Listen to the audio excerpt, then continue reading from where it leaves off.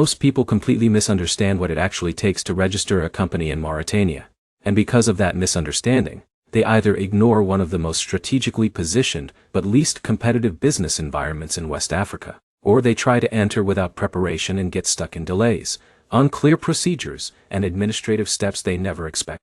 And that is exactly what happened to Sarah, a 38-year-old entrepreneur from Miami, Florida, who had been exploring opportunities in West Africa for her logistics and import-export business. At first, Mauritania was not even on her list. She was focused on Senegal, Morocco, and Côte d'Ivoire, countries with more visible foreign investment, established business hubs, and stronger international exposure. But one conversation changed everything. A trade consultant told her something she didn't expect. He said, "If you want a low-competition gateway between North Africa and Sub-Saharan Africa, Mauritania is one of the most overlooked entry points for long-term trade positioning." Sarah didn't believe it at first.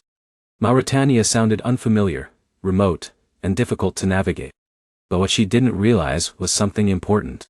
Mauritania has a formal legal framework for business creation, including limited liability companies, commonly structured as SARL entities, which allow both local and foreign investors to operate legally under commercial law.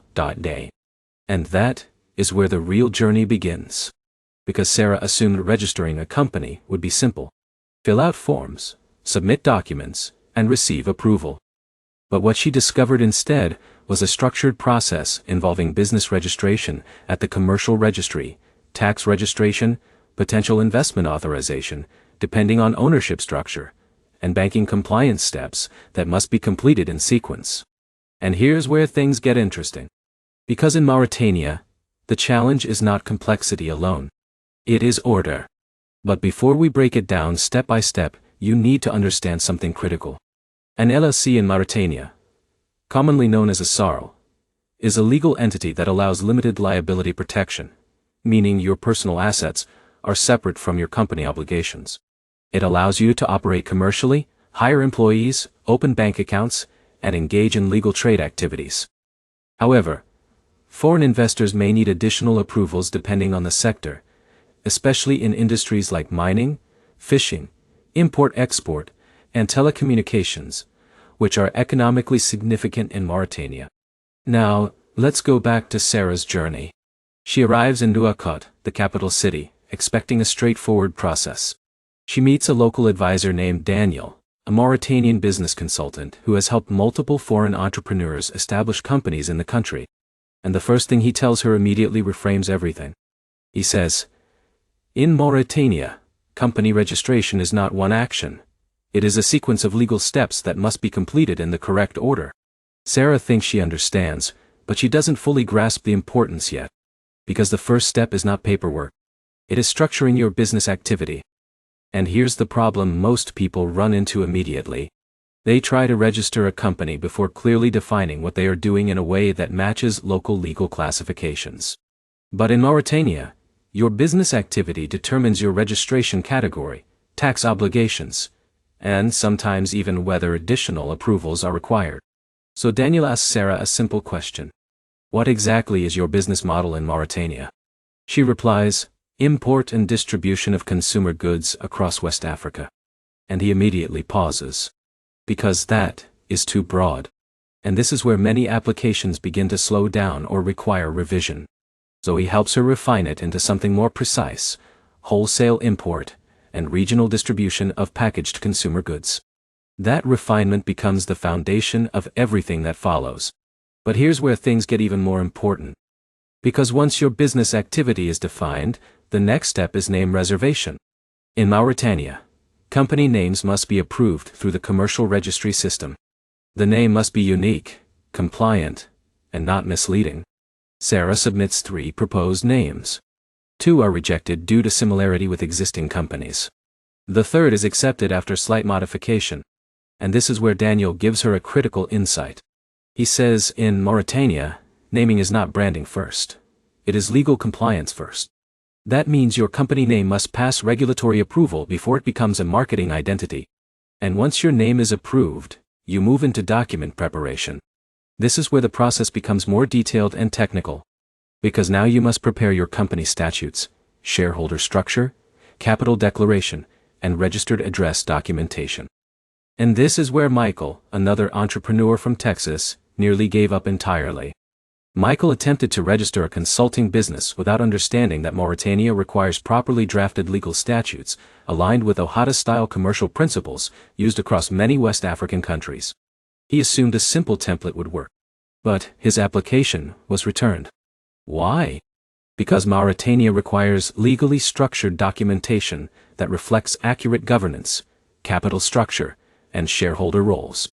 And this is where frustration begins to build. Because what looks simple becomes procedural and formal very quickly. But here's the insight Daniel gives Sarah that changes everything. He says, Mauritania is not unpredictable. It is procedural. And procedures must be followed step by step. And that becomes the turning point. Because once Sarah understands sequence, everything becomes clearer. So she begins preparing systematically. She collects notarized identification documents, prepares Arabic and French translations where required, defines shareholder agreements, and ensures her business activity aligns with regulatory expectations. And that preparation makes a real difference. Because when she submits her application to the commercial registry, the process moves forward without immediate rejection. But here's where things become more layered. Because company registration in Mauritania is not a single approval. It is multiple stages. First, registration at the commercial registry. Second, tax registration with the Directorate General of Taxes. Third, Social Security registration, if hiring employees. And in some cases, additional sector approvals depending on activity. And this is where many foreign entrepreneurs misunderstand timing. They think registration equals operational readiness. But in reality, registration is just legal recognition. After initial registration, Sarah receives her official company certificate. And that moment feels like progress. But Daniel immediately clarifies something important. You are legally registered, but you are not fully operational yet. Because next comes tax registration. And this is where David, another entrepreneur from California, encountered unexpected delays. He assumed tax registration would automatically follow company registration. But in Mauritania, you must register separately with tax authorities, obtain a tax identification number, and ensure your declared business activity matches your tax classification. And this classification matters more than most people realize. Because it determines reporting obligations, tax rates, and compliance requirements moving forward. If there is a mismatch, corrections may be required before full activation. But Sarah avoids this mistake because she aligns everything early. And that alignment accelerates her process. But here's where things shift again. Because now she must open a corporate bank account. And this step is often one of the most sensitive parts of the entire process. Banks require company registration documents, shareholder identification, proof of address, business activity descriptions, and compliance verification. And in some cases, in-person verification may be required depending on the institution. This is where Jessica, another founder from New York, faced significant delays. She had completed company registration successfully. She had tax registration in progress. But her banking application stalled due to inconsistent document translations and missing verification details. And this is where most entrepreneurs realize something important. Legal registration and operational activation are not the same thing. But Sarah learns from this early. So she prepares everything in advance. Certified translations, financial statements, shareholder verification documents, and business contracts. And because of that preparation, her banking approval moves faster than expected. But here's the deeper insight most people miss. In Mauritania, success is not just about paperwork accuracy. It is about alignment.